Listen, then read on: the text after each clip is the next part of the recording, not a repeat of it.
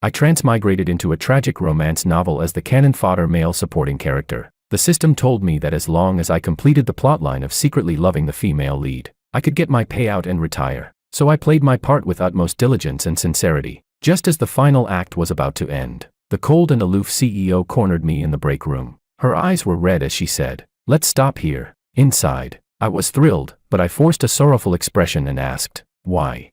She took a deep breath. "Because I realized, you never truly loved me." I was dumbfounded. Wait, what? Why did she suddenly look like the heroine in some cheating drama? Heartbroken by a scumbag.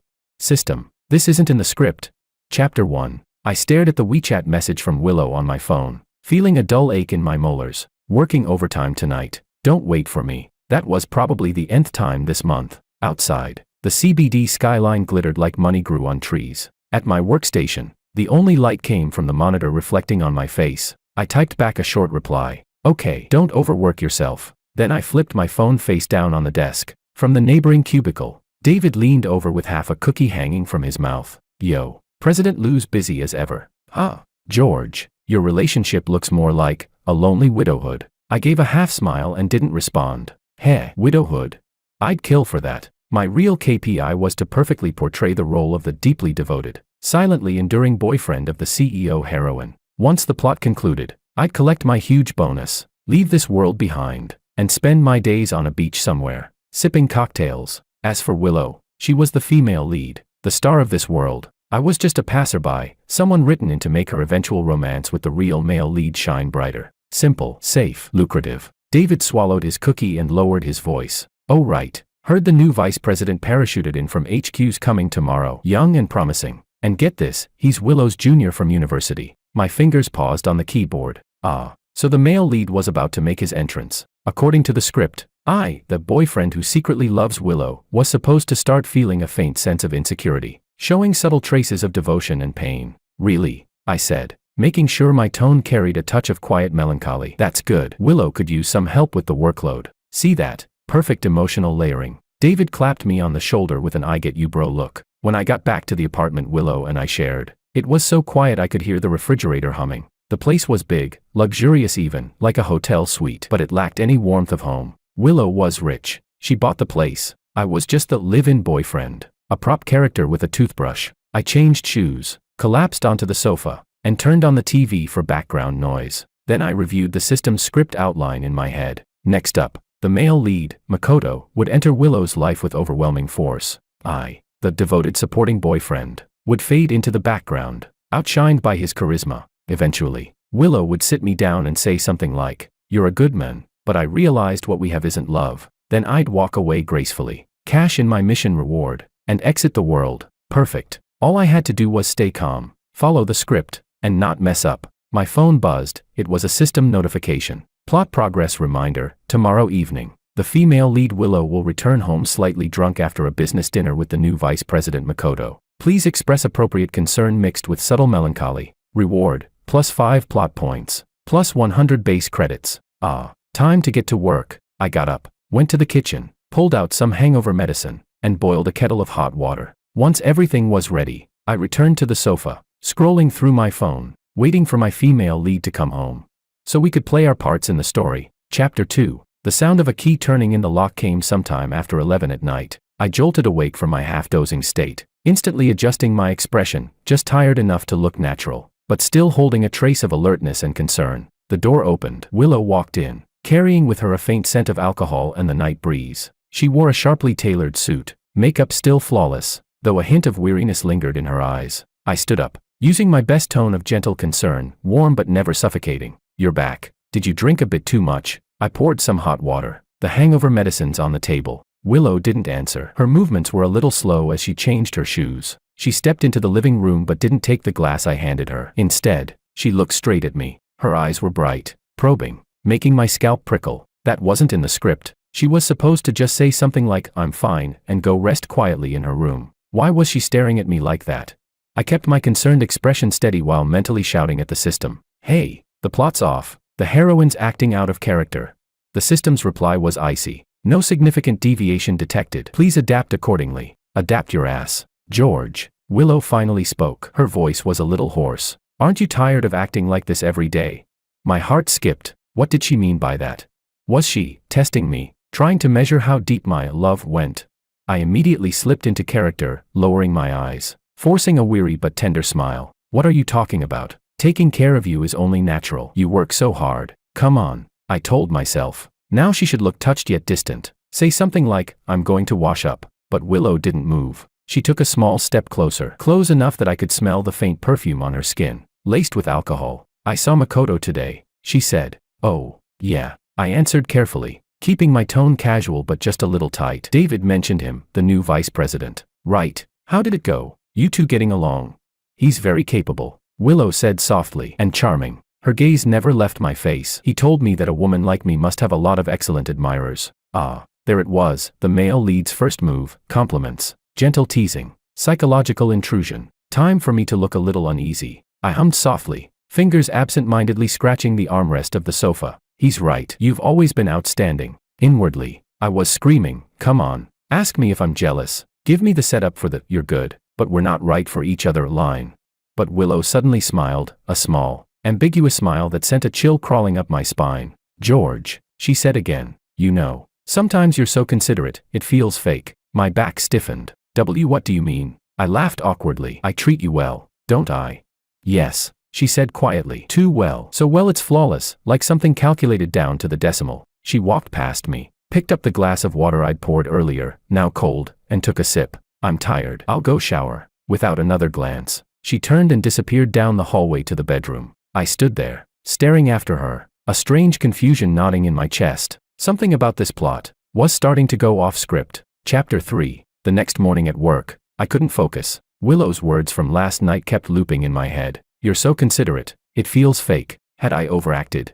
That couldn't be right, the system hadn't issued any warnings. I mentally reviewed my performance over the past few months. Morning and evening greetings, never missed. Birthday and holiday gifts, always on time. Never added onions, ginger, or garlic when cooking for her. Reminded her to wear more when it got cold. Brought her an umbrella every time it rained. A perfect example of boyfriend ethics. The kind of devotion that could go straight into a gentleman's conduct manual. How could that not be deeply affectionate?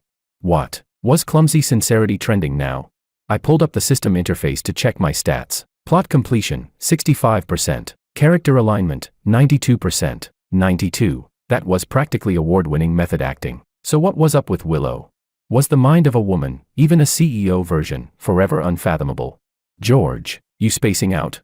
David rapped on my cubicle wall. President Liu wants to see you in her office. I froze. Here we go. Plot progression. According to the outline, Willow was supposed to start delegating trivial tasks to me because of work stress and emotional avoidance toward her upcoming entanglement with the male lead. In short, my character, the safe boyfriend, would now show his usefulness and lack of challenge. I adjusted my expression, took a deep breath, and headed to her office. Knocked. Entered. Willow was behind her large desk, reading documents. Sunlight poured through the floor-to-ceiling windows, gilding her silhouette with a golden edge. The woman really had presence. I asked in my most professional tone, President Liu, you wanted to see me?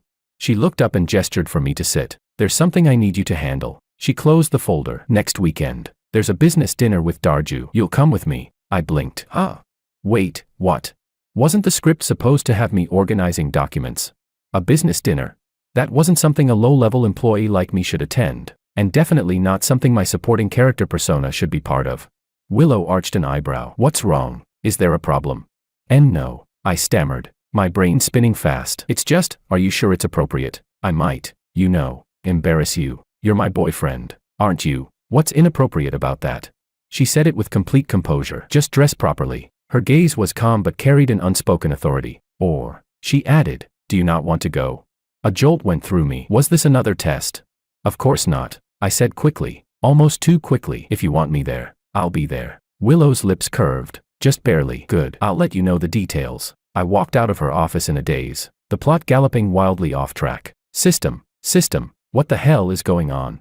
Plot adjustment detected. Original, organize files, task has been replaced with attend business dinner. Evaluation, adjustment remains within reasonable parameters for devoted boyfriend, archetype and may enhance male lead interaction opportunities. No negative impact to main storyline detected. Please adapt accordingly. Adapt accordingly my ass. You're sending me to be a human prop at their flirting session. Why not rename yourself the cheating system while you're at it? And what was Willow thinking? Really? She knew perfectly well I'd be uncomfortable in that kind of setting, awkward, out of place, probably making a fool of myself. Was this her subtle way of pushing me away? Or did she actually want me there?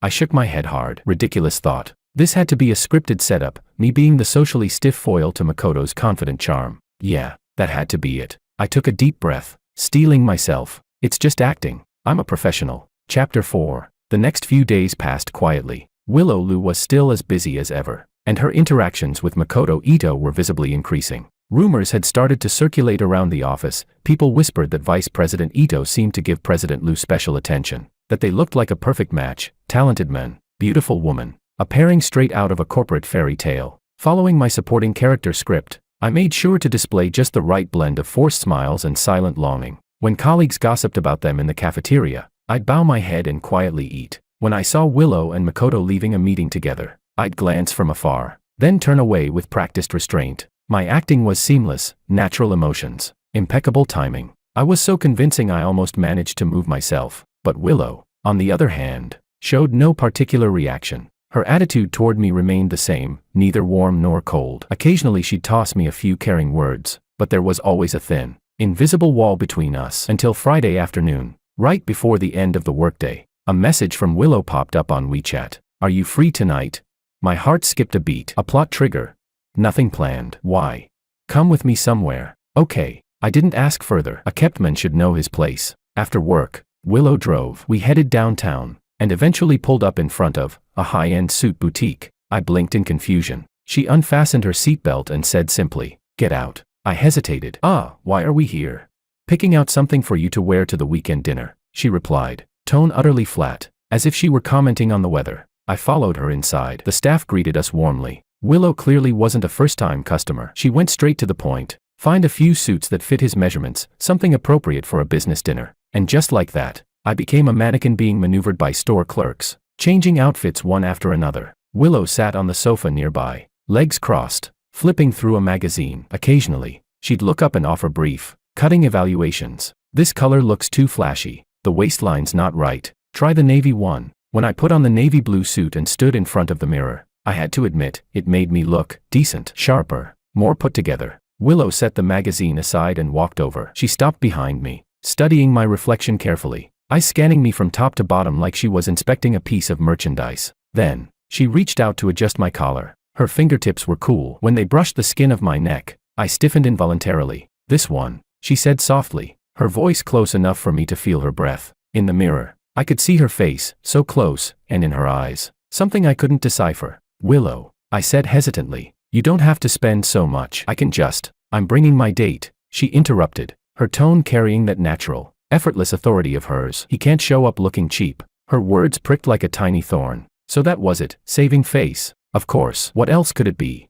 Whatever strange flicker I'd felt inside me vanished instantly. Thanks, I murmured. She withdrew her hand and turned to the clerk. This one, adjusted to his measurements. I want it ready before the weekend. By the time we left the boutique, the sky had already darkened. Once we got back in the car, Willow didn't start the engine right away. She kept her eyes on the road ahead and said quietly, George, sometimes I really can't figure out what you're thinking. My pulse jumped, but I kept my expression light. What could I be thinking? I just work, come home, and wait for you. She turned her head to look at me, deeply, silently. Then, without another word, she started the car. Outside, the city lights streaked past the window, flashing over her face in fleeting patterns of light and shadow, making it impossible to tell what she was feeling. Chapter 5. The weekend dinner party turned out to be exactly what I'd expected, a grand showcase of vanity and power. Crystal chandeliers shimmered overhead, their light refracting into dizzying glints. The air was thick with the mingled scents of perfume and fine food. I followed a step behind Willow, wearing that expensive navy suit she'd picked out for me, feeling like an ugly duckling who'd wandered into Swan Lake by mistake. Willow, however, moved through the crowd like she was born to it, graceful, composed, perfectly poised as she exchanged handshakes and business cards. When she introduced me, her tone was calm and natural. This is my boyfriend, George. Most people responded with polite surprise, quickly covering it with the standard compliment. Ah, such a lovely couple.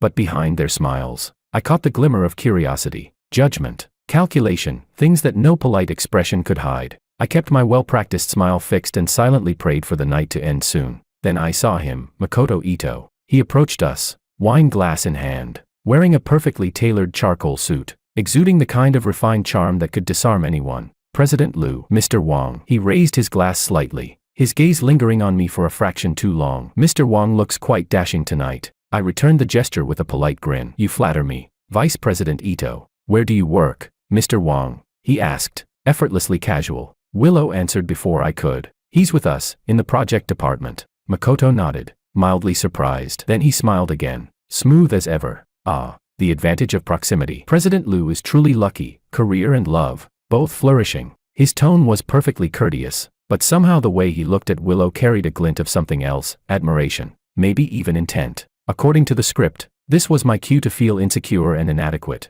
and I did, at least, convincingly. I lowered my gaze slightly, took a sip of wine, as if to hide the quiet turmoil in my heart. Willow and Makoto began discussing some business project I couldn't follow, couldn't contribute, just stood there like a decorative extra. After a while, someone came up to greet Makoto. He gave us a polite smile and excused himself. Willow turned to me. A bit boring, isn't it?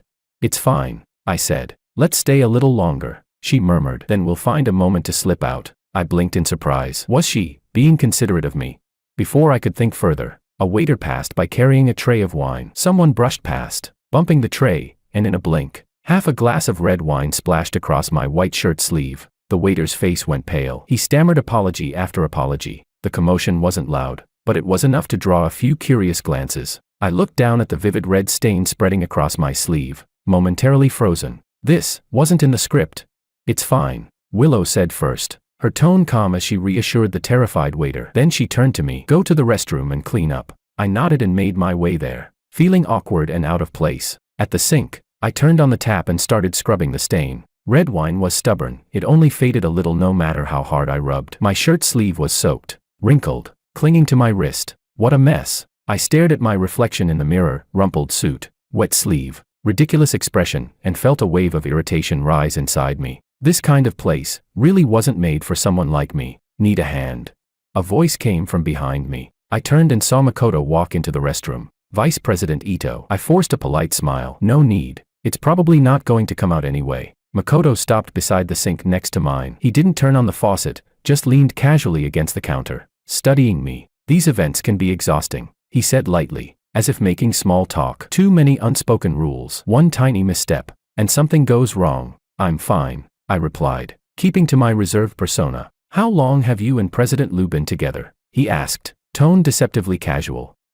Here it was, the male lead's probe. Almost a year. I answered according to the system's preset background. A year. That's not short. Makoto nodded thoughtfully. Then, with a hint of something beneath his words, he added, President Liu's quite exceptional. There's no shortage of people interested in her. For you to stay by her side this long, Mr. Wang, you must have something special. It sounded like a compliment, but if you listened closely, there was a subtle edge, an undercurrent of challenge. I smiled faintly, choosing not to respond. He shifted slightly, meeting my eyes. But you know, he said, in relationships, being good isn't always enough. Sometimes what really matters is attraction, a balance of power, a spark that comes from being evenly matched. Don't you agree? His smile was still gentle, but his eyes said otherwise. They gleamed with unspoken provocation. And in that instant, I understood. He wasn't here to comfort me. He was here to stake his claim, to imply that I wasn't worthy of Willow, that he was the one who matched her, the one who belonged in her world. According to my deeply devoted and silently enduring character arc, this was the part where I should feel stung, powerless to argue, left to quietly bear the humiliation. I looked down at my dripping sleeve, took a slow breath, and let the silence settle. You're right, Vice President Ito, I said softly. I still have a lot to work on. Makoto seemed satisfied. He gave my shoulder a friendly pat. Don't take it too seriously. I was just making conversation. You'd better get back. President Liu might be wondering where you are. With that, he left, his polished shoes clicking lightly against the marble floor. I lifted my gaze to the mirror. The man staring back at me had no particular expression, just calm, detached eyes. Something special. Yes, my special quality was knowing exactly what I was, an actor playing his part, evenly matched. Please, we weren't even from the same universe. I grabbed a handful of paper towels and wiped my hands clean, the motion almost mechanical. All right then, the show must go on. Chapter 6. When I returned to the hall, my mood restored, I saw Willow standing by the floor-to-ceiling windows in the corner, talking on the phone. She had her back to the rest of the room, her silhouette outlined against the glow of the city lights beyond the glass. She looked fragile, I didn't approach her. I leaned against a column in a discreet spot and watched from afar. Her expression didn't look good, she was frowning, rubbing her temples from time to time. When she hung up, she didn't move right away. She kept looking out the window, lost in thought. For a moment, that usual strength in her, that cool, calculated confidence, seemed to fade, revealing a trace of weariness, almost human. Then I remembered the background information the system had given me. Willow's parents had a terrible relationship. Her family had been fighting for years over control of the company. Her position as president hadn't been handed to her easily. Until now, that information had only been part of the script. But seeing her like that, from behind, her figure tinged with melancholy by the reflection of city lights, I felt a strange, faint sting somewhere deep in my chest. Just a sting. And then I returned to reality. She was the protagonist. She had her own story, her own hero destined to save her. My role was to accompany her from the shadows, to serve as contrast, and then to disappear gracefully. Willow turned around. Her gaze swept across the hall and finally stopped on me. She crossed the room and came closer. "Why are you standing there?" she asked. "I just came back. You seemed busy." Her eyes dropped to my damp sleeve. "Didn't the stain come off?" "No. I think I'll have to throw the shirt away," I replied. "It's just a shirt," she said casually. "Come on. Say goodbye to the host. We're leaving." With that, she reached out and straightened my tie, which had been crooked since the incident. Her fingers brushed against my neck, cold and light as a feather. My body tensed instantly. That much physical contact in one night, it was already off script. "President Liu," I couldn't help saying, my voice a bit dry. "Are you always this considerate with all your male companions?" Her hand froze midair. She withdrew it, raising her eyes to me with a cool look. "What do you think?" she replied. I was left speechless. She said nothing more and turned to walk toward the host. I watched her go, her back straight and steady, and again that uncomfortable feeling twisted my stomach. The ride back was silent. Willow drove with a tense expression, her jawline sharp and rigid. I didn't know whether her bad mood came from that phone call or from my reckless question. I wisely chose to stay quiet, watching the traffic pass by outside the window. Almost at the apartment, her voice broke the silence. "George, what do you think of Makoto?" My mind flashed a red alert. Trap question. According to the archetype of the insecure devoted boyfriend, I should have answered something like, "He's excellent. I can't compare to him." But when I looked at her profile, the dashboard light reflecting on her face, the words caught in my throat. "He's a capable guy," I finally said. "Young, talented, very good at social relations." Willow gave a faint nod. She said nothing else. When we parked and got into the elevator, the silence wrapped around us again. The small space felt tighter than usual, the air heavy. "George," she said again. "Yes. If someday you feel tired, or if you have other thoughts, you can tell me directly." Her voice was calm, almost emotionless. My heart skipped a beat. I looked at her. She wasn't looking at me, but at our blurred reflections on the elevator's metal door. "What do you mean?" I asked. The elevator chimed, a soft ding, and the doors opened. Willow stepped out first. "Nothing," she said indifferently. "Just saying." I followed her to the apartment door, watching her back as she entered the code. The warm light from the hallway bathed her figure, but at that moment, she seemed strangely lonely. Just saying. I didn't believe that. Was she already thinking about how to give me the good guy card? Was the plot about to speed up? Chapter 7. After that dinner party, life seemed to return to normal, but somehow, something felt different. Willow seemed busier than before. She went on several business trips with Makoto. Rumors in the company grew even wilder. Some people even started betting on when I'd be kicked out. Even David's eyes carried a hint of sympathy when he looked at me. I continued playing my part as usual, going to work, getting off work, occasionally sending Willow a few lukewarm WeChat messages of concern. She didn't always reply quickly, but she always did. It's just that between her lines, there was a kind of distant politeness, businesslike, detached. The system prompted me, plot completion steadily rising, now nearing 70%. Victory was in sight, and yet, I couldn't shake off an odd irritation inside. It felt like knowing a storm was coming, but the dark clouds just kept hovering above, pressing down so heavily that you could hardly breathe. You almost wished the downpour would just come already and be done with it. That Friday, I got off work earlier than Willow. I bought some groceries on the way home, thinking I'd make something simple to eat. Just as I started steaming the rice, my mom called. "George, what are you up to?" Her voice sounded cheerful. "Cooking." "Mom, what's up?" "Nothing big. Just wanted to tell you your dad and I signed up for a travel group. We're going south next month for a few days." I rinsed some vegetables as I said. "That's great. You two should have gone on a trip long ago." "Yeah. Well, Aunt Wu and her husband already went. They said it was amazing." She paused, lowering her voice a little. "So, Willow didn't go with you?" "She's working late," I said. "Oh." She dragged the word out. "Xiao Wang, Be honest with Mom, did you two have a fight? My hand froze midair. No, we're fine. Why do you ask? I saw, what's it called, that finance news website. There was a photo of Willow and a nice-looking young man next to her. Said he's some vice president or something, and the comments all said they looked good together. My heart skipped a beat. The internet really was too damn efficient. Mom, that's her colleague. Just normal work stuff. Don't overthink it. I cut in quickly. How can I not think about it? You're such a quiet boy, never good at handling things. Willow's such an outstanding girl, you need to put in some effort. Treat her well. Don't just sit there like a block of wood all day. Mom began her usual lecture. From how to be more considerate of your girlfriend to how to maintain a relationship, an endless flow of advice. I kept replying with vague MMS and s, but deep down, I felt a dull sting. See, even my mom thought I wasn't good enough for Willow, that it was only a matter of time before she dumped me, and though that was technically true, hearing it from my own mother still hurt my pride. Did you hear me? Spend more time with her. Go see a movie or something this weekend. Don't just stay home all the time. Got it, Mom. Got it. The pot's boiling, gotta go, I said, practically fleeing as I hung up. I stood there for a while, staring blankly at the water running down the sink. Not good enough.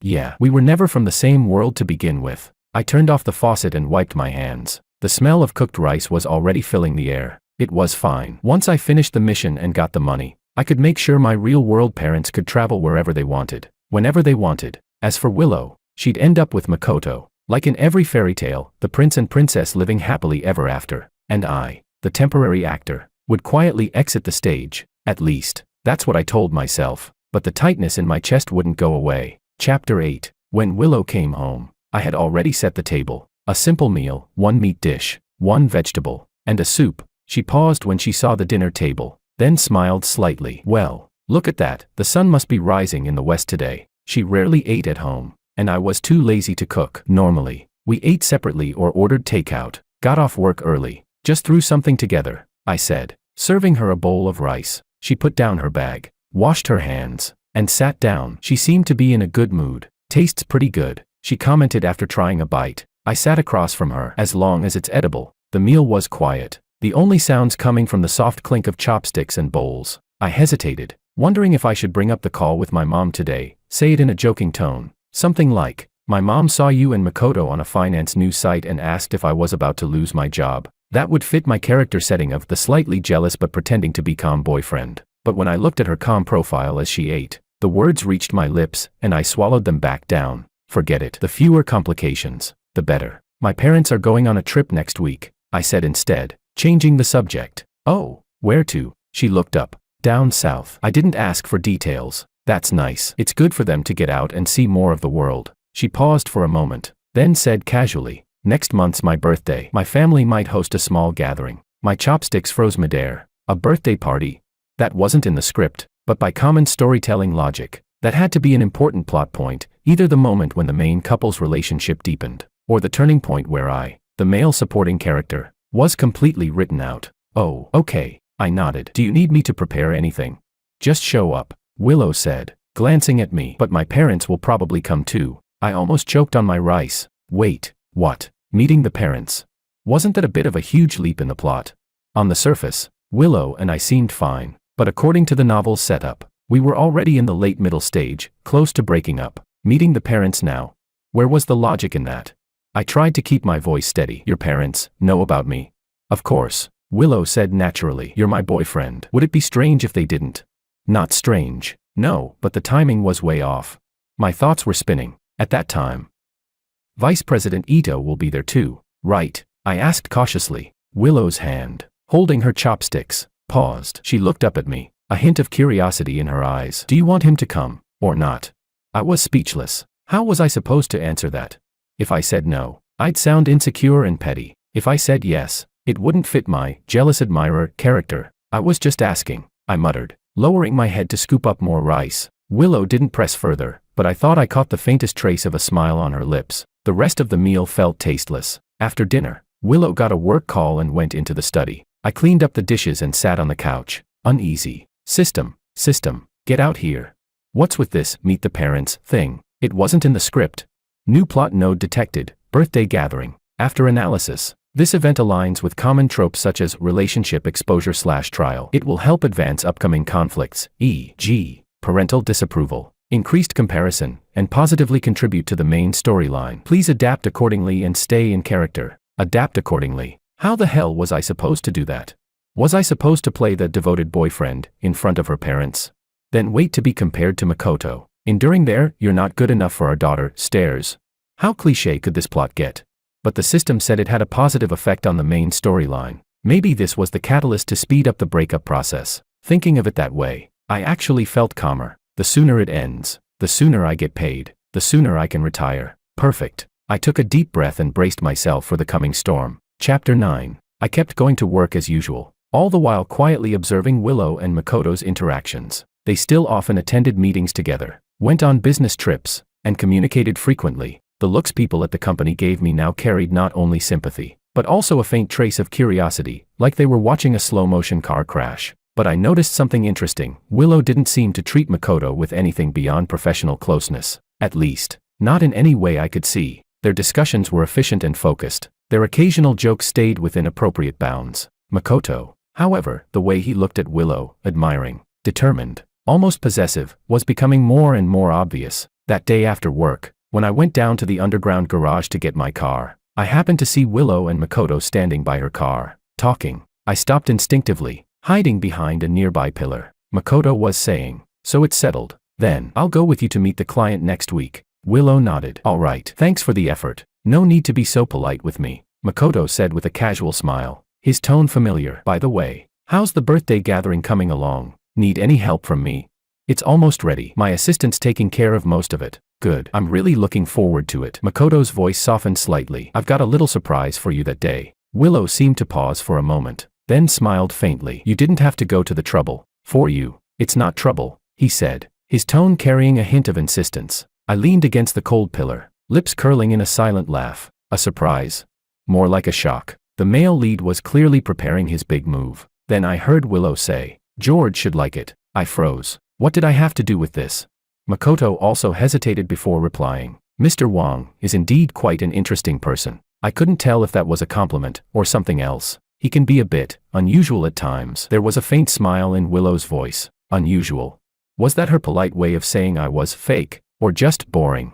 I didn't stay to listen further. I turned and took another exit. My chest felt tight. This was exactly the breakup arc I'd been waiting for. Yet seeing the male and female leads share their little sweet moments right in front of me. Hearing Willow talk about me in that tone, it still made me uncomfortable. Maybe it was just male pride acting up. After all, being compared to someone else, being quietly deemed inferior, never feels good. When I got back to the apartment, Willow wasn't home yet. I poured myself a glass of water and stood on the balcony, staring at the glittering city lights. The city was radiant, but it couldn't brighten the faint confusion inside me. The mission was almost complete. I should have been happy, but the thought of that upcoming birthday party, meeting Willow's parents, standing next to Makoto like some kind of sideshow clown, filled me with irritation. Ding! My phone buzzed. A WeChat notification. It was from Willow. "Last-minute business dinner. I'll be late." Then another message followed. "Remember to eat dinner." I stared at the brief messages for a while, my fingers hovering over the screen. Finally, I replied with a single word,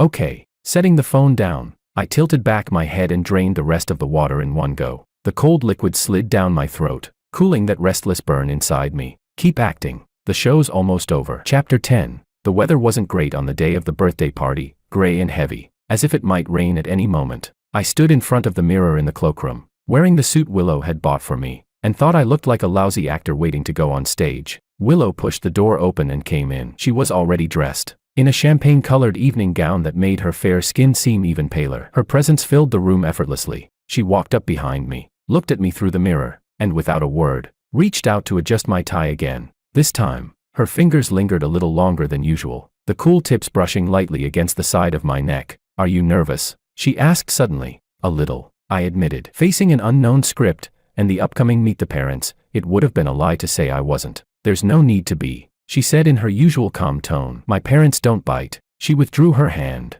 opened her jewelry box, and put on a pair of diamond earrings with graceful composure. Tilting her head slightly, she caught the light in the gems. "But you," she added softly, "no matter what you see or hear later, try not to look too surprised." My chest tightened. What did she mean by that? Was she giving me a warning? Could there be something more to today than her parents and Makoto's so-called surprise? I didn't have time to ask. She had already turned to leave, saying over her shoulder, "It's about time, let's go." The party was held at a villa in the suburbs owned by Willow's family, much larger than her downtown apartment, and somehow more home-like, though it still carried that same air of cold refinement. By the time we arrived, the place was already full. Most of the guests were Willow's business associates and company executives, polished, well-dressed people mingling with champagne glasses in hand. Makoto was there too, laughing and chatting animatedly. When he saw us, he immediately came over with a bright smile. "The birthday girl is here."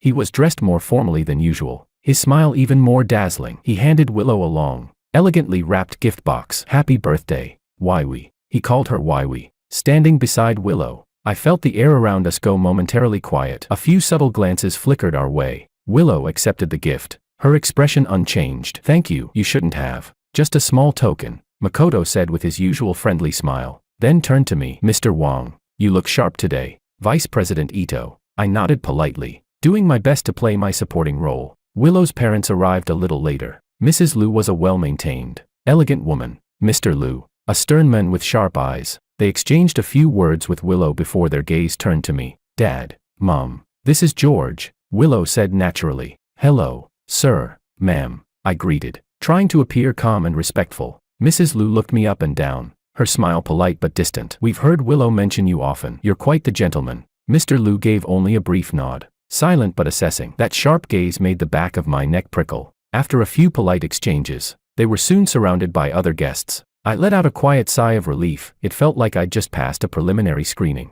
The party went on as planned: cake cutting, speeches, social chatter. I kept my presence minimal, staying beside Willow and playing the part of the quiet, well-mannered companion, until Makoto took the microphone and walked over to the small band set up in the living room. "Everyone," he said, smiling, "since we're all here today, I'd like to dedicate a song to our beautiful birthday girl, to wish her a happy birthday, and to thank her for all the care she's given me over the years." As soon as he finished speaking, the gentle sound of a piano filled the air. Makoto began to sing an old English love song. His voice was deep and smooth, carrying a kind of quiet magnetism. His eyes, full of tenderness, never left Willow. The whole room respectfully fell silent. Many people wore smiles, some teasing, some wistful. So this was the surprise he mentioned. I stood at the edge of the crowd, watching Willow and Makoto at the center of everyone's attention. They really did look like a perfect match, like something straight out of a romantic TV drama. Was I supposed to feel awkward, or sad?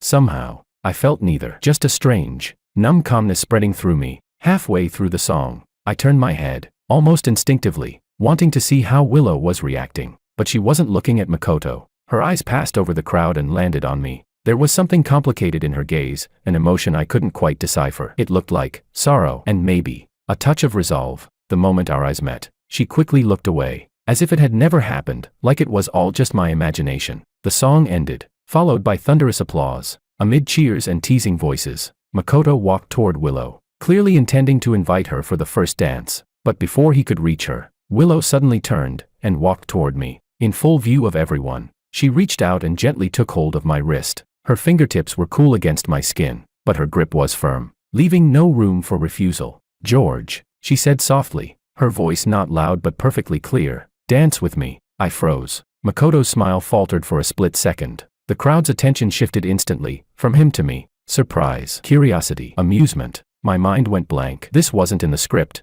"System," I shouted inwardly. What the hell is happening now? The cold mechanical voice, for once, sounded alarmed. "Major plot deviation detected. Warning. Host, maintain your character setting." Maintain my ass. What was I supposed to do now? Refuse? That would mean slapping Willow's face in front of everyone. Except, that would be openly challenging the male lead. Willow looked at me, her expression calm but stubborn. "You don't want to?" I saw a faint trace of fragility deep in her eyes, so fleeting it was almost invisible. Before I knew what I was doing, I placed my hand into hers. "It would be my honor," I said. Chapter 11. The band, being tactful, switched to a slow, gentle tune. Willow led me to the center of the living room, where a temporary dance floor had been cleared. My hand hovered awkwardly at her waist. I could feel the smooth texture of her dress, and the faint warmth of her body beneath it. Her other hand rested lightly on my shoulder, guiding my clumsy steps as we began to move with the music. I could barely dance. Every step I took was thanks to her lead, and more than once, I nearly stepped on her foot. "Sorry," I murmured, feeling a bead of sweat forming at my temple. It's fine. Willow's voice was close, so close that her breath brushed against my ear. Just follow me. We were standing very near each other, so near that I could see the tremor of her eyelashes, and smell the faint, pleasant scent that clung to her skin. Around us, I could sense whispers and stares, sharp, curious, judgmental, but for once, none of it seemed to matter. All my attention was consumed by the woman in my arms. She moved with confidence and power, completely in control of the rhythm. It didn't feel like a dance. It felt like a silent declaration. Why me? I asked quietly. Vice President Ito. There's no reason. Willow interrupted, lifting her eyes to meet mine. Tonight, I just want to dance with you. Her gaze was steady and bright, filled with a determination that left no room for doubt. And in that moment, I forgot about the system, the mission, the fact that I was just an actor in someone else's story. I simply followed her lead, awkwardly, sincerely, moving across a stage that was never meant for me. When the song ended, the applause that followed was even louder than before, but also more complicated. Willow released me, nodded politely to the crowd, then took my hand again and led me out of the dance floor, straight toward the terrace on the second floor. The noise and the probing eyes were shut behind us. Out on the terrace, the night breeze was cool, brushing the heat from my face. The soft glow of the garden lights below illuminated her profile faintly. She leaned against the railing, not looking at me, her gaze fixed on the city lights in the distance. Thank you, she said suddenly. For what? For not letting me lose face. I paused before replying. You knew this would happen. I had a feeling. She turned to face me, the wind lifting a few strands of her hair. Makoto's intentions, my parents' attitude, and she stopped herself, and my shortcomings. I finished for her. Willow smiled faintly, a touch of bitterness in it. George, you're always like this, so eager to blame yourself. I opened my mouth but couldn't find any words. Do you know something? She stepped a little closer, her eyes searching mine as if she wanted to see straight through me. Sometimes, I feel like you're right here, so close I could reach out and touch you. But other times, it's like you're behind a wall of frosted glass, and no matter how hard I try, I just can't see through. My heart skipped a beat. I'm just that kind of person, I muttered, avoiding her gaze. Yes, she repeated softly, you are. Her tone carried something unreadable. At that moment, the door to the terrace opened. Makoto stepped out, holding 2 glasses of champagne. So this is where you've been hiding, he said with his usual perfect smile, though his eyes had lost the easy warmth from before. Why your parents are looking for you. They said they have something to discuss. Willow frowned slightly, then glanced at me. I'll be right back. She left with Makoto, and once again, I was alone. The wind felt colder now. I leaned against the same railing where Willow had stood, my mind a tangled mess. Willow's behavior tonight, it was all wrong. Every look, every word, like she was testing something or fighting against it. And that dance, warning, detected emotional fluctuation inconsistent with mission parameters. Host, adjust your mindset immediately. Failure to comply will affect mission evaluation. The system's voice was as cold as ever. I rubbed my temples irritably. Emotional fluctuation. What a joke. I was just a little too deep in character. That's all. Yeah, that had to be it. I needed to finish this mission fast and get out of here. Chapter 12. I stayed out on the terrace for a long time. Only when I figured the noise inside must have started to die down did I finally decide to head back. But just as I reached the staircase, I heard voices coming from below, raised, sharp voices, Willow's and her mother's. I froze instinctively, stepping back into the shadows. Were you trying to embarrass Makoto today, in front of all those people? Mrs. Liu's voice was low but laced with fury. I just danced with my boyfriend. What's wrong with that? Willow's tone was icy. Boyfriend? That George? Willow, wake up. Do you even know who he is? What family he comes from? What he can offer you? Makoto is the one who suits you, his background, his abilities, his devotion to you. Whether he suits me or not, I'll decide that myself. Decide. You're bewitched by that poor nobody. I'm telling you, you'd better end it soon. Your father and I both think Makoto is the right one for you. My life doesn't need your interference. Willow cut her off, her voice cold and resolute. I won't break up with George. I leaned against the cold wall, my chest tightening painfully. She defended us in front of her parents. Why? According to the plot, she should have started drifting away from me by now, slowly accepting her parents' opinion. You're going to drive me insane. Mrs. Liu's voice rose to a near scream. Fine, if you won't break up. Listen carefully, if you choose him, then you don't have me as your mother anymore. Footsteps stormed away, sharp and angry. A door slammed. Then, silence. I stood there, frozen, my heartbeat pounding in my ears. After what felt like forever, I heard Willow's voice again. Quiet, barely a whisper, trembling ever so slightly. This time, I won't let go again. Never again. This time. Again. My head jerked up, staring down the staircase. Willow was gone. Only the empty hallway and dim lights remained. Her words echoed in my mind like thunder, shattering through me. A wild, impossible thought began to form, uninvited, unstoppable. Could it be? No, that was insane.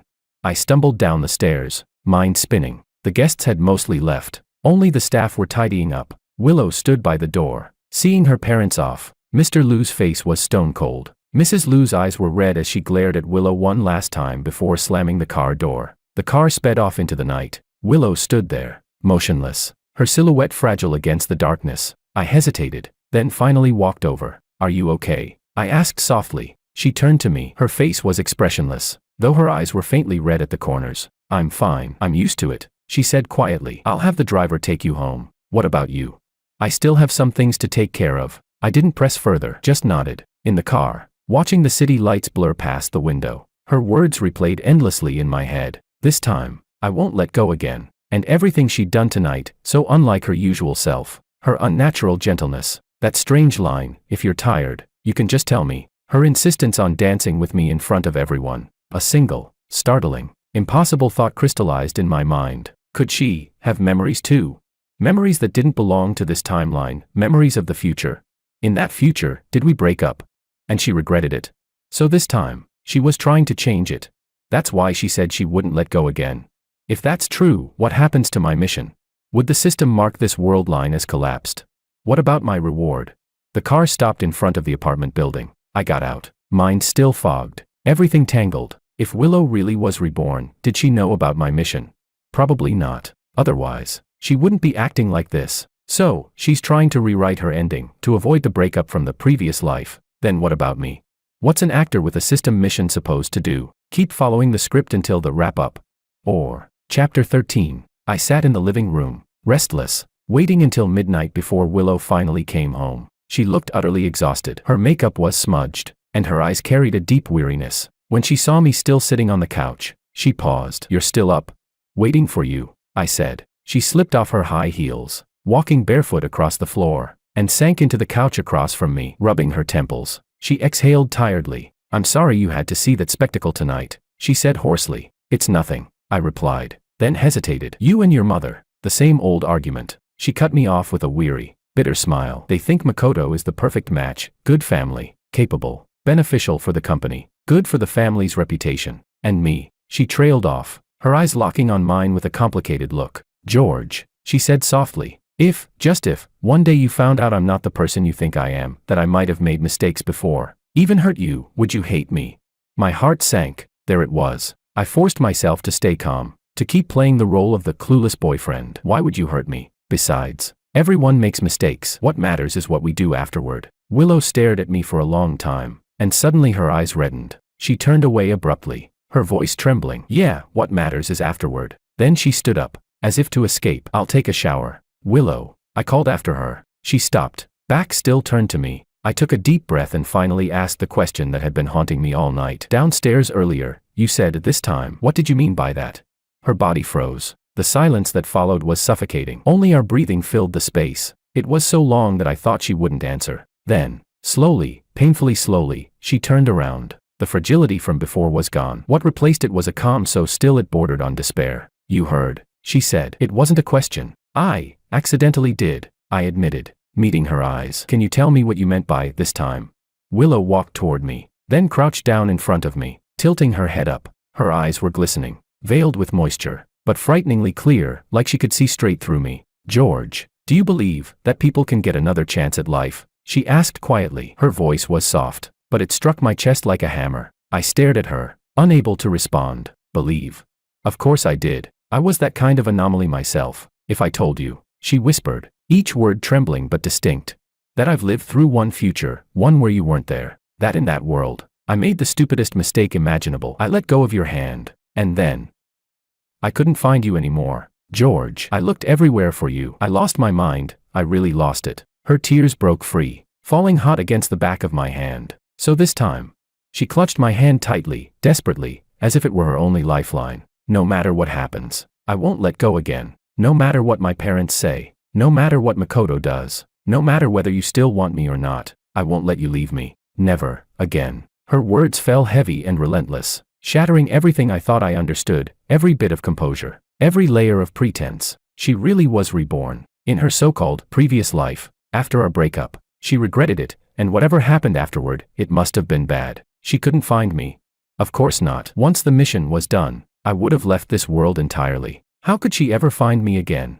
I stared at her, the proud, composed CEO now stripped bare, crying, clinging to me like someone drowning, and something twisted painfully inside me, shock, disbelief, and a strange, bitter ache I couldn't name. All this time, I thought I was just acting, just doing my job, but I never imagined my co-star was working from a completely different script, a rebirth tragedy romance, and me, the so-called supporting male character, turned out to be the man she lost and could never forget. What the hell kind of story was this?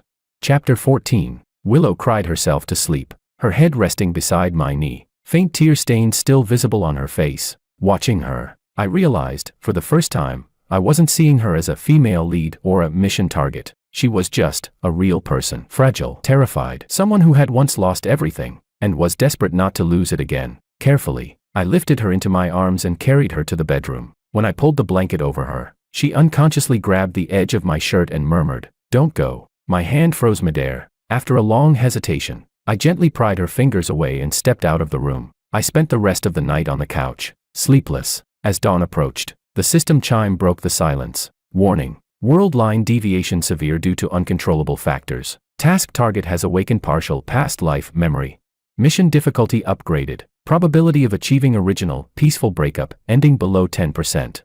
Recalculating. New mission issued, without revealing host identity. Stabilize the target's emotional state and guide the world line toward a new equilibrium ending. Reward. Base points doubled. Additional bonuses based on completion. Warning. If the target's emotional breakdown causes world line collapse, host will be forcibly erased. Erased. What the hell? I nearly jumped off the couch. This was bad, really bad. It was supposed to be a simple job, act, follow the script, finish the mission, get paid. Now it was about life and death. Calm her down, guide the world line. How the hell was I supposed to do that? Tell her, don't panic, honey. Once I finish my mission, I'll vanish, go live happily ever after with Makoto.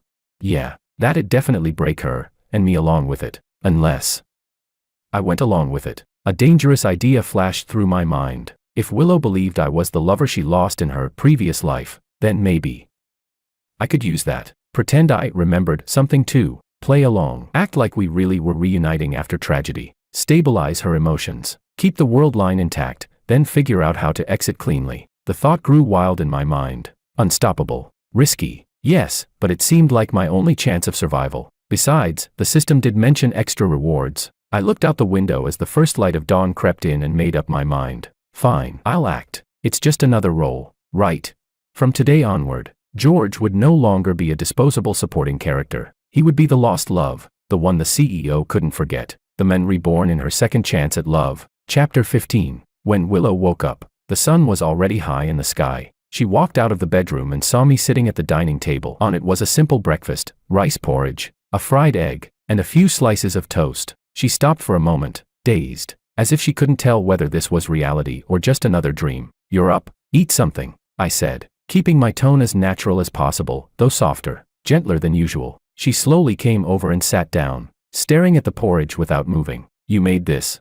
"Yeah, just threw something together. It might not taste great." She picked up the spoon, scooped a small bite, and brought it to her lips. She chewed slowly. Then she lifted her gaze to me. Her eyes were still a little swollen, but the usual composure had returned to them, though somewhere deep inside, I caught a flicker of cautious searching. "Last night, did I say something strange?" she asked. There it was, the test. I set my cup down, met her eyes, and paused deliberately before answering. "You said, you dreamed that we broke up, that you couldn't find me anywhere." Her grip on the spoon tightened, her knuckles turning white. "And then," she asked quietly, "and then you said," I continued, keeping my tone layered, gentle, a little pained, a little confused, "that it felt too real. So real it scared you." I reached out and placed my hand over hers on the table. Her fingers were cold, trembling slightly, but she didn't pull away. "Willow," I said softly. "It was just a dream. See, I'm right here, aren't I?" She looked at me for a long moment. Her eyes shimmered again, but she held back the tears. Then she turned her hand and gripped mine tightly. "Yes, just a dream," she repeated, as if convincing herself, but her gaze locked onto me, filled with desperate pleading. So you won't leave me, right? George, promise me, no matter what happens, you won't disappear like in that dream, okay? Her eyes were filled with a raw, almost obsessive kind of fear and need. I knew perfectly well what this was, a promise I couldn't possibly keep, but if I wanted to survive, I had no choice but to nod. All right, I said quietly, I promise. The moment the words left my mouth, I could see the tension drain out of her shoulders. It was like watching someone lay down a burden they'd been carrying for years. She lowered her head slightly. Her shoulders trembled, maybe from tears, maybe from laughter, I couldn't tell. Eat your porridge before it gets cold, I said gently, pulling my hand back. She picked up the spoon and started eating quietly. Sunlight streamed through the window, spilling across us, bathing the room in a strange, peaceful warmth. But I knew, this peace was an illusion. From this moment on, my relationship with Willow had entered an entirely new, unpredictable, and dangerously fragile phase. And in this story, I was no longer just an actor. I was the director, and the only one who knew the ending wasn't written yet. I had to play my part well, for the reward, and more importantly, to stay alive. Chapter 16. The rumors at the company began to change direction. What used to be, when will George get dumped, gradually shifted into, looks like President Liu might actually be serious this time. Makoto's gaze toward me changed too. The friendly facade was gone, replaced by something darker, confusion, resentment, maybe even a trace of disbelief. I knew then that I was dancing on the edge of a knife. Every time Willow looked at me with those tender, trusting eyes, I had to remind myself again and again. This is an act. This is for the mission. This is to survive. But sometimes, when she fell asleep beside me, her face soft and unguarded in the dim light, I couldn't help but feel a flicker of uncertainty. Was deceiving her like this really the right thing to do? What would happen if one day she found out the truth, that everything was a lie? I didn't dare imagine it. All I could do was take things one step at a time. That night, Willow received a phone call. It was from her father. His tone was harsh, angry, scolding about something I couldn't hear clearly. Willow's expression darkened as she listened. By the end, she simply said coldly, "My life is none of your concern," and hung up. She tossed the phone onto the couch and rubbed her hair in frustration. I poured her a glass of water. She took it but didn't drink. Instead, she looked at me and said quietly, "My father just froze the funding for several of my projects." I paused. Because of me? Partly. Her lips curved in a bitter smile. Mostly. He's trying to pressure me into yielding to the Ito family. And you? I won't yield, she said firmly, cutting me off. Her eyes were sharp as glass. I can handle those projects on my own. As for you, she stood up, came closer, and looked up at me, her gaze unwavering. George, do you believe in me? Believe in what? Believe that I can protect you. Believe that we can make this work. Her eyes were fierce and vulnerable at once, filled with determination that refused to be denied. In that moment, I realized she didn't really need my protection. She was strong enough on her own. I nodded. I believe you. She smiled, relieved, almost radiant, like she had just regained some vital strength. Then she stepped forward and wrapped her arms around me, pressing her face against my chest. George, she murmured, voice muffled but trembling, don't lie to me. My body stiffened, my heart beat loud in my ears. Why would I lie to you? I forced my voice to sound calm. She said nothing, only tightened her hold around me. A few days later, Willow took me to a business cocktail party. I knew immediately what it meant. This was her way of making a statement to the world. And indeed, the moment we entered, all eyes turned toward us. Willow held onto my arm the entire evening, calm and poised, her confidence radiating effortlessly as she greeted everyone. When we ran into Makoto, his polite smile faltered. President Liu, Mr. Wang, you two seem inseparable, he said, raising his glass, his tone laced with acid. Willow smiled faintly. Vice President Ito, you're joking. Of course I'd want to keep my boyfriend close, so I can rest easy. Makoto's eyes darkened. He said nothing more and walked away. I watched Makoto's back as he walked away, and instead of any sense of triumph, all I felt was a heavy, oppressive tension, like the calm before a storm. Halfway through the cocktail party, I excused myself to use the restroom. When I came out, Makoto was waiting for me in the corridor. The polite mask he always wore was gone. His expression was dark, his eyes sharp and full of hostility. George, he said in a low, angry voice, what kind of poison did you feed her?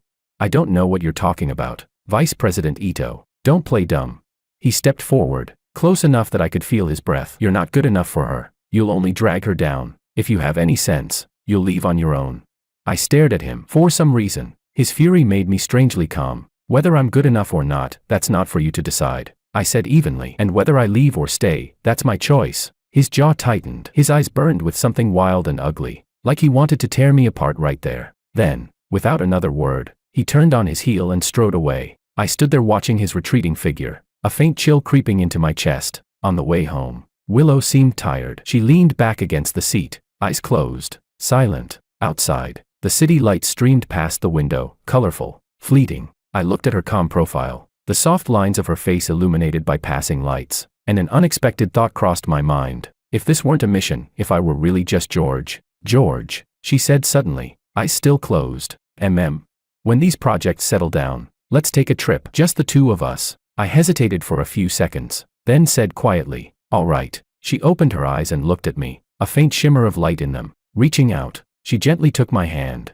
Her palm was warm, steady, real, and I didn't pull away. System notification, world line stability has increased to 75%. Task completion rate, 90%. Please maintain current performance. Chapter 17. After the mission was complete, I didn't rush to return to reality, but the system notification sound was like a death knell, echoing in my head every single day. Warning. The host has overstayed in the mission world. Physical body in the real world at risk. Please plan your return as soon as possible. Forced return protocol initiating. Remaining time, 71 hours and 59 minutes. I looked at Willow, who was sleeping beside me. Even in her dreams, her brows were furrowed, and her hand unconsciously clutched the corner of my shirt. Leave. The timeline here was finally stable. If I left now, she'd probably go insane. Stay. What about my parents in the real world?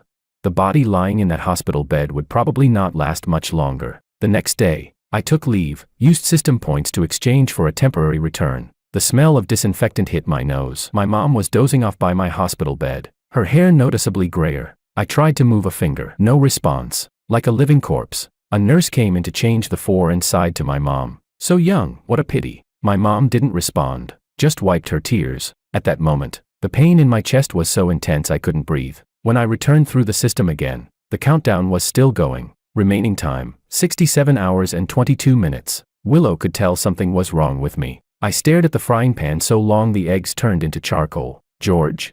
She hugged me from behind, resting her chin on my shoulder. Did something go wrong with the project? No. I dumped the burnt eggs into the trash, just thinking, if someday I had to take a long trip. Her body stiffened, and her arms tightened around me. Where? For how long? Just a while. I couldn't meet her eyes. But I'll come back, I swear. She turned me around, her gaze sharp like a searchlight. Look at me and say it. I swallowed. Willow, no matter what happens, you have to live well. Okay.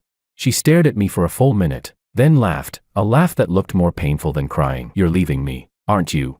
I didn't deny it. She cupped my face, resting her forehead against mine. Listen to me, even if you run all the way to the moon, I'll build a damn spaceship to drag you back. On the last day of the countdown, I transferred all my in-world savings to my mother in this world. Then I hacked into the banking system and added a few extra zeros to her account using the system. Willow insisted on taking me to an amusement park, said it was the only thing left on her couple's must-do list. Her hair flew in the wind as she rode the carousel, laughing so freely, so foolishly. I stood below, watching, trying to etch every single frame into my memory. Forced return initiating in 10, 9, 8. Suddenly, she jumped off the carousel and ran toward me. 3, 2, George. She threw herself into my arms, breathless. I actually knew all along you weren't. 1. I didn't hear the rest. When I opened my eyes again, all I saw was the white hospital ceiling. My mom screamed and pressed the emergency call button. I twitched my fingers, they lifted about 3 centimeters. The doctor said my awakening was nothing short of a medical miracle. Chapter 18. Later, a woman stopped me at the entrance of my apartment complex. She was wearing the champagne-colored dress from my memories, her hair now cut short, holding up an absurdly bright LED sign that read, "Summoning Ritual, Missing the Male Lead." The pancake in my hand slipped straight to the ground. Her eyes were red like a rabbit's, but she was grinning from ear to ear. The system said I needed 10 million points to travel across worlds to find you. I defeated everyone who ever stood against you, just to collect them. George. She opened her trembling arms, voice breaking. This time, it's my turn to cross worlds and chase after you. Extra story, Willow's past life, World Line 2. Chapter 1. The day we signed the breakup agreement, Beijing was hit by a rare downpour. George put the keys on the entryway table and said softly, "I'm leaving." He didn't even look at me. He dragged that half-worn suitcase into the elevator. His silhouette was thin, as if the wind might blow him away. I stood by the floor-to-ceiling window, watching the ride-hailing car vanish into the rain, and felt a sudden emptiness inside, but it was quickly replaced by a lightness, as if a problem had been solved.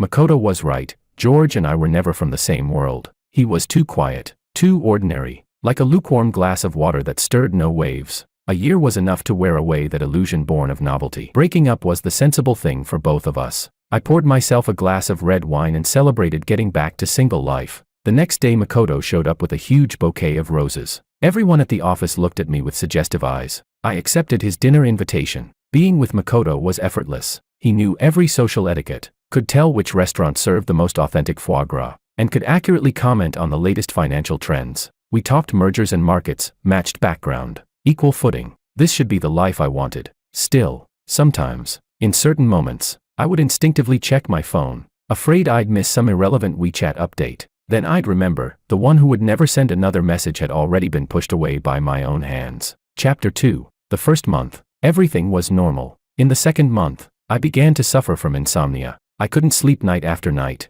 Whenever I closed my eyes, I saw George's silent back as he left. I tried to numb myself with work, 10-plus-hour days full of meetings, until my assistant cautiously reminded me to take care of my health. It didn't help. That hollow feeling began to coil around my heart like a vine, silent and tightening. I started getting irrationally angry, because the coffee wasn't the right temperature, because a report's figures were off by a few tenths of a percent, because the driver drove poorly on a rainy day. Makoto tried to soothe me, taking me to galleries and concerts, standing in front of priceless artworks. My mind drifted to thoughts like, if George were here, he'd probably secretly look up the painter's biography and then, with portentous seriousness, tell me some obscure fact. He always had that odd store of random knowledge. I found myself remembering trivial details. He always tied on my ridiculous big orange apron when he cooked. He chewed the end of his pen absent-mindedly when reading. He slept well. His breathing was so light it was almost inaudible. Habits I once found dull or even mildly annoying now felt like a slow poison,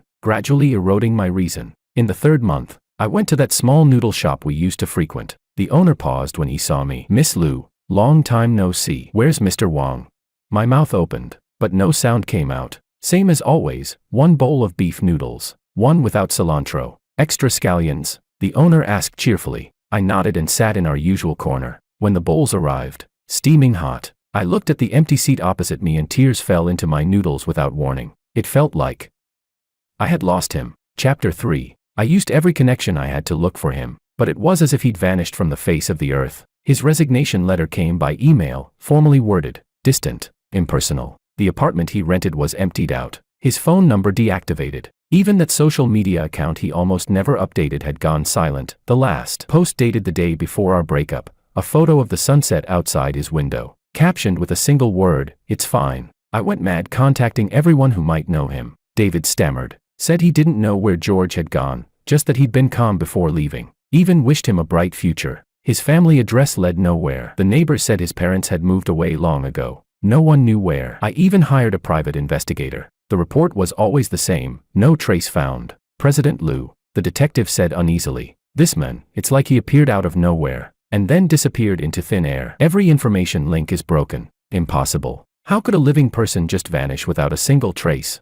Unless he did it on purpose. That realization sent a chill through my body. Was he that determined to erase me from his life? Not even a memory left behind. When Makoto found me, I was sitting on the apartment floor, surrounded by everything that still had a piece of George in it, a blurry Polaroid, a cheap fountain pen he'd forgotten here, a few of his old books. Willow, that's enough. It was the first time Makoto had ever raised his voice at me. He grabbed my shoulders. Look at yourself. Is this what you've become? For a man like that, is it worth it? I lifted my head and stared at him, each word heavy. Where is he? Makoto's eyes flickered. I don't know. Maybe he took the breakup money, moved to another city, started over. Willow, wake up. He never loved you. For all you know, he was only with you for the money. Shut up. I shoved him away, voice hoarse. You don't understand. You're right, I don't. Makoto's eyes reddened too. I don't understand why you can't forget a useless man. What's so great about him? He's weak, powerless, couldn't even face me like a man. He never deserved you. He never did. Get out. I pointed at the door. Makoto stared at me in disbelief before slamming the door behind him. Silence filled the room. I wrapped my arms around my knees and buried my face. Yeah, what was so great about him? Then why did losing him hurt so much?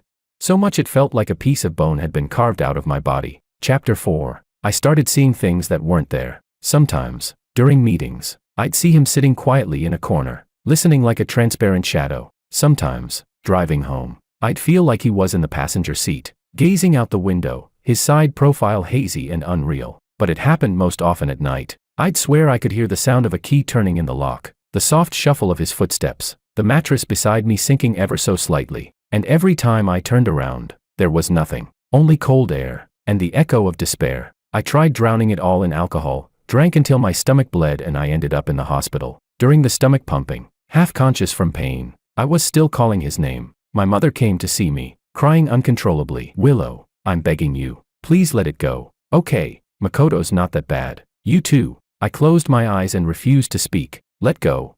How do you let go?" He was like a barbed thorn buried deep in my flesh, one touch, and it tore through skin and bone. After I was discharged, I stopped talking much. I handed all company affairs to the vice president and stayed in my apartment all day, staring blankly at the few remnants he'd left behind. I kept looking at that single Polaroid. It was taken last winter, when it snowed. He was wearing a gray scarf, his nose red from the cold, looking at the camera with bright eyes and a faint smile. I'd mocked him then, said his pose was awkward. Now, I thought it was the best smile I'd ever seen. Clean, warm, a warmth I'd personally thrown away. Regret slithered inside me like a venomous snake, gnawing at my heart day and night. If time could turn back, but there are no ifs in life. Chapter 5. I saw Makoto again at a business banquet. I'd lost so much weight that my figure looked distorted. Thick layers of foundation barely hid the exhaustion on my face, but I could still feel people's stares, curious, pitying. Makoto walked over with a wine glass in hand. A young, beautiful girl by his side, the daughter of a construction magnate. "President Liu, long time no see. You look well," he said with a smile, his eyes gleaming with smug, vindictive satisfaction. I ignored him and turned to leave. He lowered his voice near my ear. "Still looking for that loser? Don't waste your time. For all you know, he's already dead somewhere no one cares about." My steps froze. Blood rushed to my head. Slowly, I turned back to face him. "Say that again." Makoto faltered for a second under my gaze, then straightened. I said, "Someone like George couldn't survive without you." Before he could finish, I grabbed a bottle of red wine from the waiter's tray and smashed it against his head. The sound of shattering glass mixed with the shrieks of startled guests filled the hall. Makoto, blood streaming down his face, stared at me in disbelief. I dropped the broken bottle neck, looked straight into his eyes, and said in a voice cold and steady as steel, "Who do you think you are, to even speak his name?"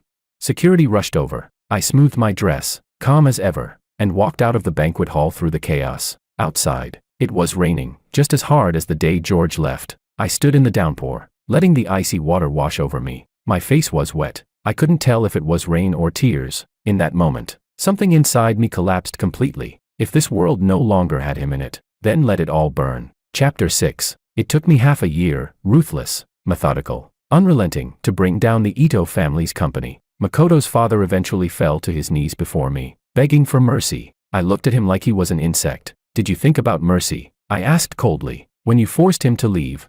The Ito family went bankrupt. Makoto Ito fell from his pedestal, buried under debts, vanishing without a trace. Rumor had it someone later saw him in a slum on the outskirts, gaunt, hollow-eyed, like a beggar. It still wasn't enough. Anyone who might have had a hand in George's disappearance, I didn't spare a single one. That female representative from a partner company who once showed interest in him, I destroyed her reputation, drove her out of the city. Anyone who mentioned George in front of me with even a hint of disdain, I made sure they paid for it. I became the industry's mad queen, the woman everyone feared. They said I was cruel, vicious, that I'd gone insane over a man. And they were right. I was insane. From the moment I lost him, I had already died. What remained was just a hollow shell, a corpse animated by obsession. I moved back into the apartment we once shared. Every night, I slept on his side of the bed, under the same blanket he once used, pretending I could still smell his warmth there. I learned to cook the dishes he used to make, though they never tasted quite right. I even started mimicking his little habits, like biting the pen when reading. It made me feel closer to him, as if,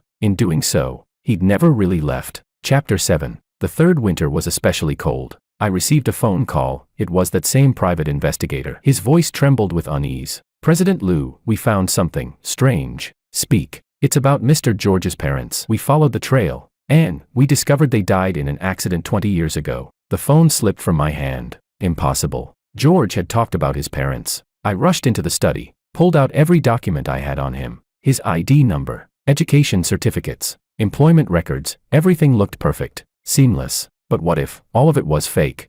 A wild, terrifying thought struck me like lightning. He hadn't disappeared. Maybe he never even belonged to this world. That thought made me tremble with fear. and with a glimmer of desperate hope. If he wasn't from here, then maybe, somewhere out there, he was still alive. I threw myself into researching everything I could find about parallel worlds and time travel. I funded fringe scientific projects that mainstream academia called frauds. I sought out so-called masters hidden away in ancient mountain temples. Everyone said I'd gone completely mad. I didn't care. As long as there was even the faintest chance, I would never stop searching. Chapter 8. On a snowy night, I swallowed a handful of sleeping pills. In my hand, I clutched that single Polaroid. As my consciousness began to fade, I thought I saw George. He stood bathed in white light, wearing the white shirt from the day we first met, smiling softly at me. George, I reached out, wanting to touch him, but he stepped back, shaking his head, eyes filled with sorrow. Come back, I pleaded through tears. Please, come back. His figure grew fainter and fainter, until it vanished completely into the light. No.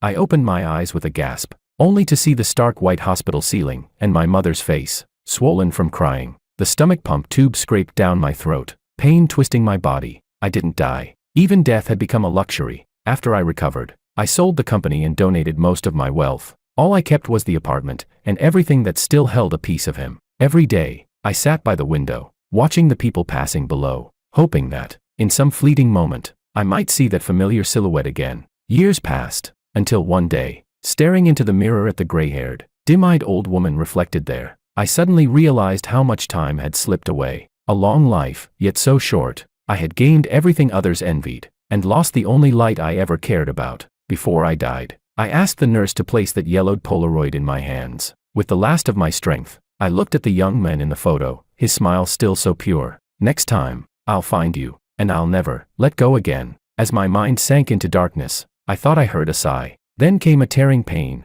as if my very soul was being ripped apart and rebuilt. When I opened my eyes again, I saw George, dressed neatly in a suit, standing nervously in my living room. He gave me a polite, slightly awkward smile. President Lou, hello, I'm George, the new member of the project team. Extra Story 2, Sunny Day, World Line 3, Chapter 1. Sunlight slipped through the gap in the curtains and danced across my eyelids. I reached out instinctively. The space beside me was empty. My heart skipped a beat, and I woke instantly. Rushing out of the bedroom, I caught the faint scent of burnt eggs from the kitchen and finally exhaled in relief. George, wearing that ridiculous big orange apron, was frantically turning off the stove, muttering to himself, crap, burnt again. I leaned against the doorway, watching him for a while. A real, breathing George, the one who could actually burn eggs, not the fragile shadow from my dreams. Good morning, President Lou. He turned and saw me, scratching his head sheepishly. I was trying to make you a heart-shaped breakfast, but, I walked up behind him, wrapped my arms around his waist, and pressed my cheek against his still warm back. Burnt's fine too. His body tensed for a second, then relaxed. He placed his hands over mine. Don't mess around. The range hood's still on. It smells. I didn't move. We stayed like that for several minutes, until the smell of char got a bit too much. He switched off the range hood, turned around, and trapped me gently between the counter and his body. Our foreheads touched. Willow, yeah. I'm still here. His voice was low and husky with sleep, half a promise, half a whisper to himself. I know. I leaned forward and kissed him lightly. The burnt eggs ended up between two slices of toast, eaten with milk. He chewed with a frown. Next time, I'll get it right. I noticed a crumb on his lip and wiped it away with my thumb. Next time, I'll do the cooking. He blinked, then grinned, eyes crinkling into little crescents that shimmered with light. President Lou in the kitchen. Better buy a fire extinguisher first. I kicked his shin, lightly. He laughed, dodged, and caught my ankle. Sunlight filled the dining room, dust motes swirling in the golden glow. So ordinary, so dreamlike. Chapter 2. On the weekend he insisted on dragging me to the supermarket, saying our fridge was empty enough to run a horse through. I was used to online delivery and felt a bit averse to noisy, crowded places like that, but he was in high spirits, pushing the cart like a child in a playground. This brand of yogurt is good, fewer additives. Wow. Cherries on sale. Let's get a box. President Lou. Should we stock up on tissues? This brand is soft. I watched his profile as he seriously compared tissue softness, and something inside me melted. The old me would have thought these trivial things meaningless. Now, being able to pick tissues together with him felt like the most lavish kind of happiness in the world. Take that one. I pointed to the pack in his left hand. Roger. He grinned and tossed the tissue into the cart. Passing the snack aisle, he secretly dropped 2 packs of spicy strips into the cart. I raised an eyebrow at him. He immediately raised his hands in surrender. Occasionally, just occasionally, a little treat. I promise I won't overeat. I said nothing, grabbed 2 more packs, and threw them in too. His eyes lit up. He leaned in and planted a quick kiss on my cheek. Long live President Liu. People glanced over. I felt a little embarrassed, my ears burning. He, however, was completely oblivious and continued enthusiastically studying new chip flavors. At checkout, the cashier looked at our mountain of goods and teasingly asked, "Did you two just move in together?" As George packed the bags, he answered casually, "No, just spending the weekend with my girlfriend." Girlfriend. Such an ordinary word, coming from his mouth. It made my heart skip. He picked up the 2 biggest bags and handed me the lightest one. "Let's go home." Home. Chapter 3. The word home used to mean only a place to sleep for me. Now it was being filled, bit by bit, by George. There were a few pots of pothos on the balcony that he kept. They were thriving. His books and my reports were squeezed together in the study, lines blurred. On the sofa sat the sci-fi novel he'd been halfway through, side by side with my finance magazines. On weekend nights he dragged me to the movies. We watched an old, cliched romance, misunderstandings, reconciliations, predictable as ever. I leaned on his shoulder, half dozing. When the scene came where the couple reunited and kissed in the rain, he suddenly paused the film. "Willow. We've never really argued, have we?" I opened my eyes. "You want to argue?" "No." He scratched his nose. "I just feel it's been too smooth, like it's fake." My chest tightened. I grabbed his hand. "It's real." I looked into his eyes. "You're real. I'm real. Us being together now is real." He was quiet for a few seconds, then smiled and took my hand in return. The movie resumed. He turned the volume down and rested his chin lightly against my hair. "Actually, a little fight wouldn't be so bad," he murmured. "You could complain I don't wash the bowls properly. I could tease you for being a workaholic who never stays home." "I'm not a workaholic," I protested. "Who was working at 2 in the morning last week?" He called me out. "That was a special case. What about the week before?" "See," he crowed, triumphant. "President Liu, you have to admit, you can't live without work." I pinched the soft flesh at his waist. "And you? Can you leave your pothos and spicy sticks behind?" He laughed and dodged. We wrestled on the sofa. The projector light painted the wall. On screen the lovers finally resolved their misunderstandings and lived happily ever after. Chapter 4. I hadn't planned to attend the company's anniversary gala. George said, "Come on." I've never seen President Liu in full boss mode. He chose a simple, decent suit for himself, but his hands were clumsy when tying the tie. I walked over and took it from him. Head down. He obediently lowered his head. My fingers brushed through his hair as I tied a Windsor knot, a motion I'd rehearsed countless times in my mind. In my previous life, I could only imagine doing it to thin air. Now, I could feel the steady pulse beneath his skin, the warmth radiating from his neck. All done. I straightened his collar. He looked up at me, eyes deep and unreadable. "Willow, when did you learn to tie a tie?" "I just watched a tutorial online," I said with a straight face. He chuckled, didn't press further, and instead lifted my hand to his lips, kissing it lightly. "Let's go." My date. The gala was dull. Speeches, awards, networking. I sipped wine, exchanging small talk with the endless stream of guests. George stayed close by, quiet but perfectly composed, occasionally catching my gaze and winking playfully. Someone came over to toast, probing between words, asking where Mr. Wang was working these days. Before George could respond, I cut in smoothly. "He's taking some time off, helping me with private investments." The man nodded politely and moved on. Once he was gone, George leaned close, his warm breath brushing my ear. "President Liu, since when am I your private investment consultant?" "Starting now," I replied evenly. "Annual salary, $1. Take it or leave it." "I'll take it," he said without hesitation. "Generous boss." Midway through the night, the dance floor opened. Many eyes turned toward us. I glanced at him, silently asking. He smiled and extended a hand. "President Liu, may I have this dance?" Unlike at the last birthday party, this time he danced gracefully, steady steps, confident lead. "You've been practicing?" I asked, surprised. "Can't let my girlfriend lead forever," he said with a slightly smug grin. We turned slowly with the music, light rippling over us. He softly hummed along, off-key, but somehow beautiful. "George." "Yeah." "Nothing. Just wanted to say your name." He tightened his arm around me, drawing me closer. "I'm here." Chapter 5. After the gala, the driver took us home. In the car, I felt a little tired and leaned my head against his shoulder, pretending to doze. He shifted slightly, adjusting his posture so I could rest more comfortably. At a red light, I felt him press a soft kiss to my hair. "Willow, let's get a cat." I opened my eyes. "Why the sudden idea?" "The house feels a bit empty," he said, watching the flow of cars outside. "Anne, I think you'd like it." I remembered. In another life, Passing by a pet shop once, I had lingered a moment longer in front of a ragdoll kitten. Had he remembered that? Okay, I said. That weekend, we went to an animal rescue shelter. There were many cats and dogs, noisy and lively. George stopped in front of one cage and didn't move. Inside was a small orange kitten, barely weaned, fur uneven and messy. One ear had a tiny notch, but its eyes were bright, alert, watching us cautiously. The staff explained that its mother had been hit by a car, and it was the only survivor, a bit timid, afraid of people. George reached out a finger, touching the cage gently. The kitten flinched, but didn't pull away. It doesn't seem very popular, he said quietly. You're picking this one? I asked. Yeah, he nodded. It's like you. I raised a brow. I'm like a stray cat.